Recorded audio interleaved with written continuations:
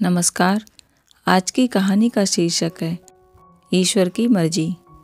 किसी राज्य में एक प्रतापी राजा था। वो राजा रोज सुबह उठकर पूजा पाठ करता और गरीबों को दान देता था। अपने इस उदार व्यवहार और दया की भावना की वजह से राजा पूरी जनता में बहुत लोकप्रिय हो गया था। रोज सुबह दरबार खुलते ही राजा के यहाँ गरीब और भिखारियों की लंबी लाइन लग जाती थी। राजा हर इंसान को संतुष्ट करके भेजते थे। किशन और गोपाल नाम के दो गरीब भिखारी रोज राजा के यहाँ दान लेने आते। राजा जब किशन को दान देता तो किशन राजा की बहुत वाहवाही करता और राजा को दुआएं देता। वहीं जब राजा गोपाल को दान देता तो वह हर बार एक ही बात बोलता, हे ईश्वर, तू बड़ा दयालु है, तूने मुझे इतना सब कुछ दिया। राजा को उसकी बात थोड़ी बुरी लगती। राजा सोचता कि दान तो मैं देता हूँ और ये गुणगान उस ईश्वर का करता है। एक दिन राजकुमारी का जन्मदिन था। उस दिन राजा ने दिल खोल कर दान दिया। जब किशन और गोपाल का नंबर आया तो राजा ने पहले किशन को दान दिया और किशन राजा के गुणगान करने लगा। लेकिन जब राजा ने जैसे ही गोपाल को दान दिया, वो हाथ ऊपर उठा के बोला, हे ईश्वर, तू ही अन्नदाता है। आज तूने मुझे इतना दिया, इसके लिए प्रभु तुझे धन्यवाद देता हूँ। राजा को यह सुनकर बड़ा गुस्सा आया। उसने कहा कि गोपाल, मैं रोज तुम्हें दान देता हूँ, फिर तुम मेरे बजाय ईश्वर का गुणगान क्यों करते हो? गोपाल बोला, राजन, देने वाला तो ऊपर बैठा है, वही सबका अन्नदाता है, आपका भी और मेरा भी। यह कहकर गोपाल वहाँ से चला गया। अब राजा ने गोपाल को सबक सिखाने की सोची। अगले दिन जब किशन और गोपाल का नंबर आया तो राजा ने किशन को दान दिया और कहा, किशन, मुझे गोपाल से कुछ बात करनी है, इसलिए तुम जाओ और गोपाल को यहीं छोड़ जाओ। और हाँ, आज तुम अपने पुराने रास्ते से मत जाना। आज तुमको राजमहल के किनारे से जाना है, जहाँ से सिर्फ मैं गुजरता हूँ। किशन खुशी खुशी दान लेकर चला गया। राजमहल के किनारे का रास्ता बड़ा ही शानदार और खुशबू भरा था। संयोग से राजा ने उस रास्ते में एक चांदी के सिक्कों से भरा घड़ा रखवा दिया था। लेकिन किशन आज अपनी मस्ती में मस्त था।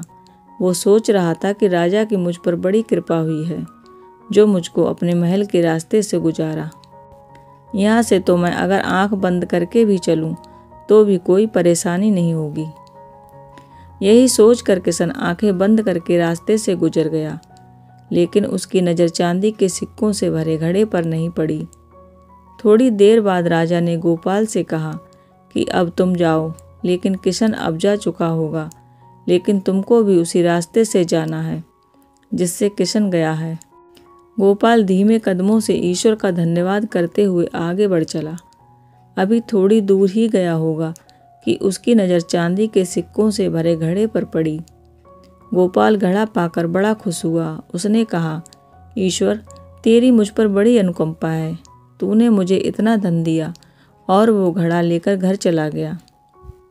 अगले दिन फिर से जब गोपाल और किशन का नंबर आया तो राजा को लगा कि किशन घड़ा ले जा चुका होगा, इसलिए उसने किशन से पूछा, क्यों किशन, कल का रास्ता कैसा रहा? राह में कुछ मिला या नहीं? किशन ने कहा, महाराज, रास्ता इतना सुंदर था कि मैं तो आंखें बंद करके घर चला गया, लेकिन कुछ मिला तो नहीं। फिर राजा ने गोपाल से पूछा तो उसने बताया कि राजा, कल मुझे चांदी के सिक्कों से भरा एक घड़ा मिला। ईश्वर ने मुझ पर बड़ी कृपा की। राजा किशन से बड़ा गुस्सा हुआ। उसने कहा कि आज मैं तुझे धन नहीं दूंगा, बल्कि एक तरबूज दूंगा। किशन बेचारा परेशान तो था, लेकिन कहता भी तो क्या।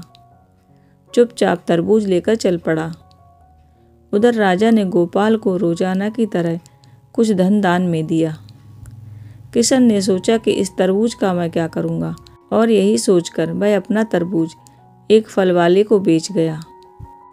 अब जब गोपाल रास्ते से गुजरा, उसने सोचा कि घर कुछ खाने को तो है नहीं, क्यों ना बच्चों के लिए एक तरबूज ले लिया जाए। तो गोपाल फल बेचने वाले से वही तरबूज खरीद लाया जिसे किशन बेच गया था।